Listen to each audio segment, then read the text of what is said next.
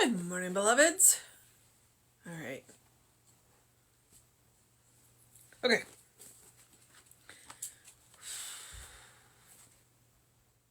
It's the 26th. I may have titled this wrong. I am not sure. I will have to go look. I'm trying to decide if I put the 26th or the 27th, but it is Monday, the 26th. Our title is I Am Intuitive. And the Bible quote is, "Before they call, I will answer, and while they are yet speaking, I will hear." And that is from Isaiah 65:24. Intuition is not a product of the intellect, nor is it something which is developed in the process of our evolution. It is a thing in itself, that which is instinct in animals, blindly, unerringly leading it to food, water, and shelter, becomes intuition in man, consciously perceived. Instinct is intuition acting unconsciously. Intuition is instinct elevated to the point of self-awareness. They are identical. Intuition is omniscience, acting omnipresently, therefore, whether or not we believe it, it is ever present within us. Today, I know that the presence of divine mind in me will guide me aright. It will set me on the path of right action. It will direct my footsteps. It will counsel my mind. Today, I am aware that there is a light which dispels ignorance, fear, superstition, and doubt, and sets me safe and sane on the pathway of truth. I feel that my being is so close to the divine that there is no separation whatsoever. If ye abide in me, and my words abide in you, ye shall seek what you will, and it shall be done unto you.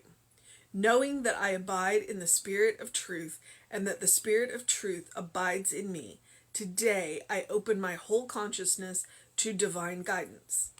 I realize that my entire being is in the hands of a higher power, that my thought is molded by the divine will, that my mind responds completely to the indwelling presence, which is God. All right. I know I laughed when I said safe and sane, because I don't think that I'm completely sane. But I also think that maybe our definition of sanity is a little skewed.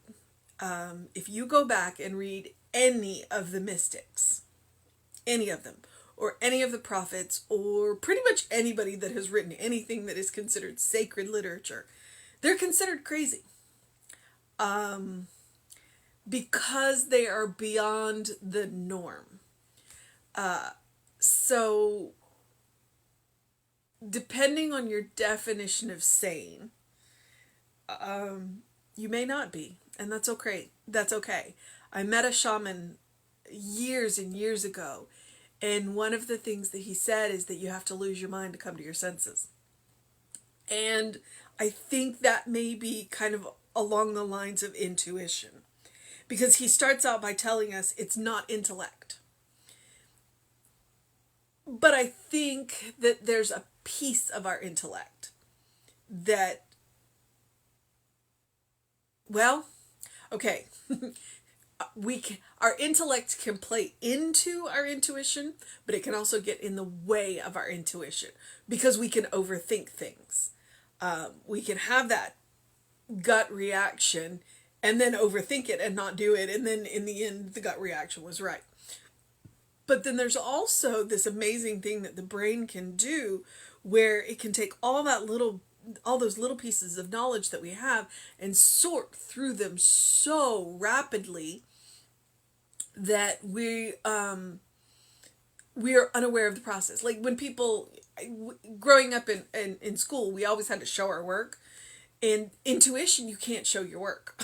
You can't show your work because your brain sorts through that information so fast that you can't show the work, but you know you've got the right answer. And some of that can be that intuition, listening to that small, still voice within you.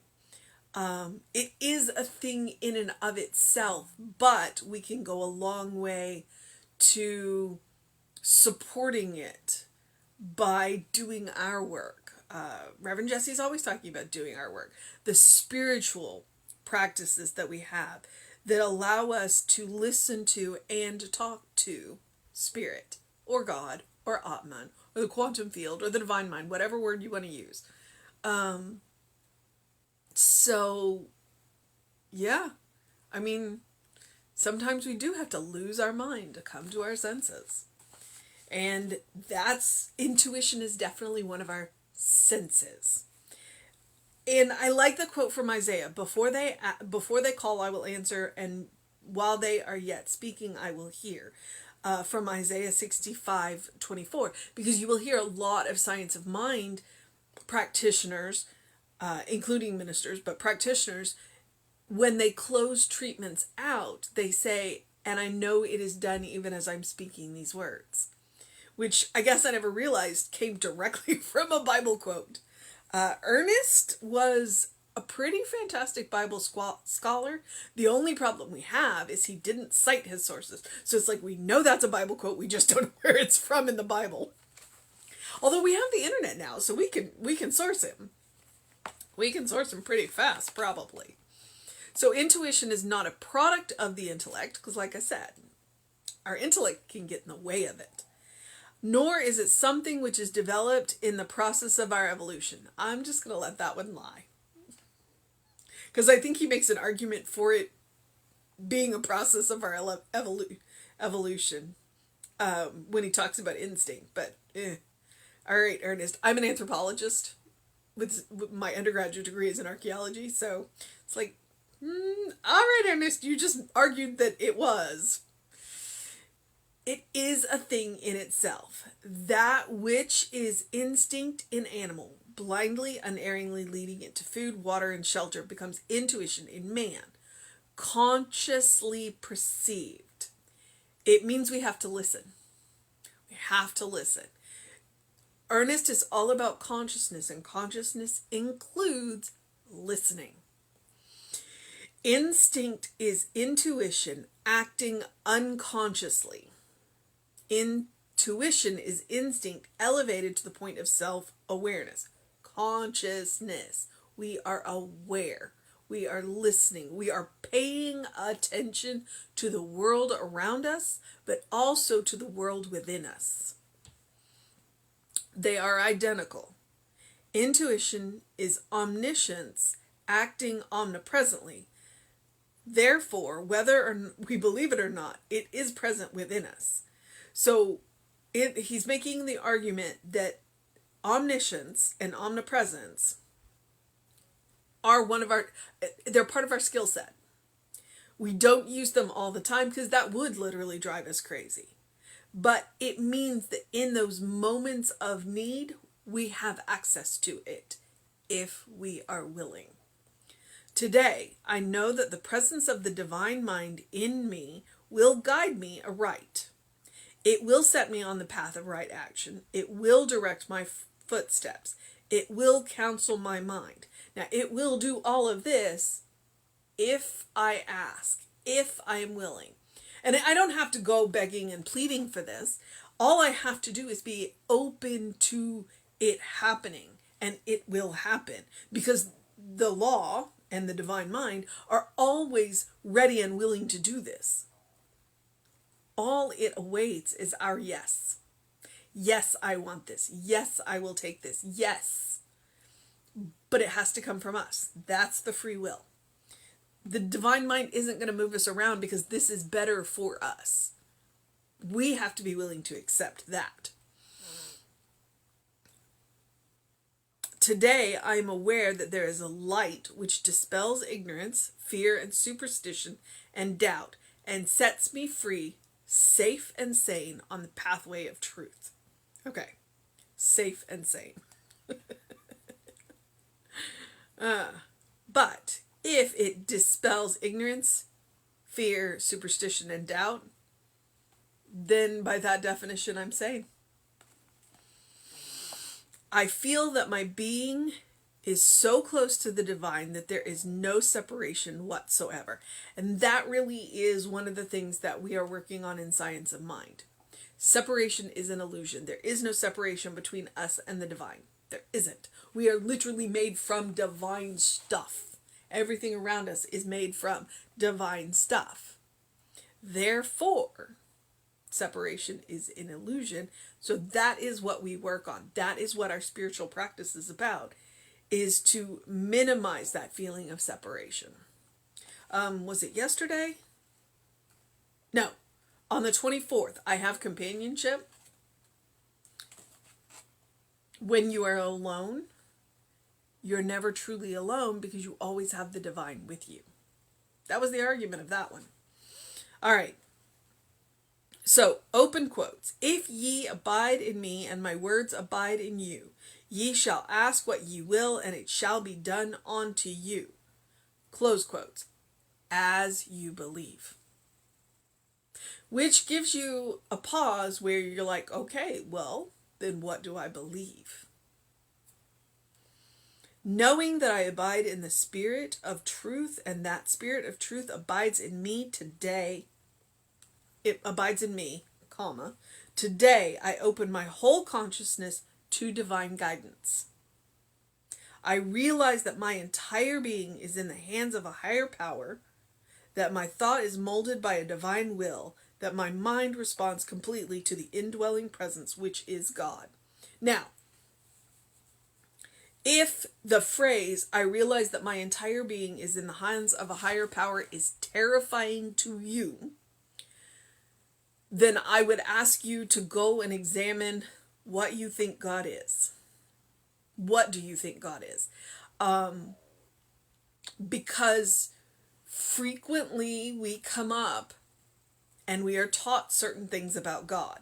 The one I use the most is that God is a great accountant sitting in a big chair with a long white beard and a great big book.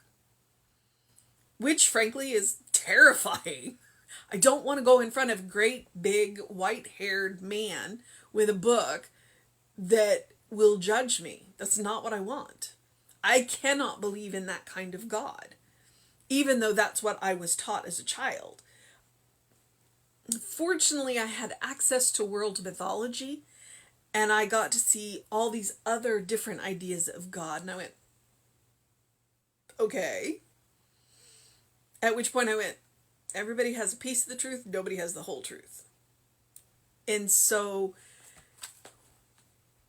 I can say, I realize that my entire being is in the hands of a higher power and be okay with that. It does not take away my own agency. It does not mean that I do not have free will. It does not mean that I can just sit back and things will happen. It means that I get to go out and make things happen, but that I have a silent, small, still voice partner who is always with me, who is guiding me, who when I turn and ask, so, about this, there is wisdom there for me, and who will, at my asking, supply the power that I need to do what it is that I am here to do, whatever that looks like. Today, tomorrow, any day. And I'm good with that. So I realized that my whole being is in the hands of a higher power is a good thing, because I have worked on my relationship with God and I have let go of a lot of the nonsense that I have been taught about God growing up.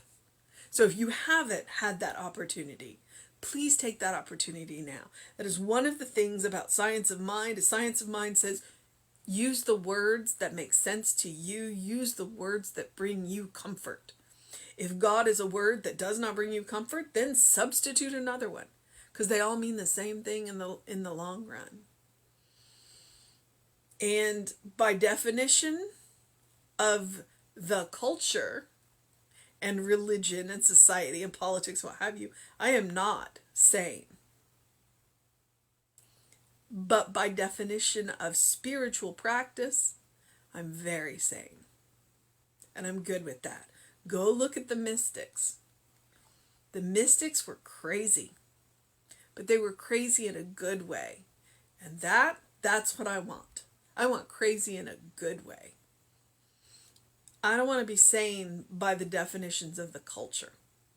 Now, I don't want to get so far out that the culture wants to lock me up. So I'm gonna walk that line. I'm gonna walk that line. But before they call, I will answer, and yet while they speaking, I will hear. You are never alone. You are part of a divine presence that is with you always. That simply is waiting for your yes. So our mission today, should we choose to accept it?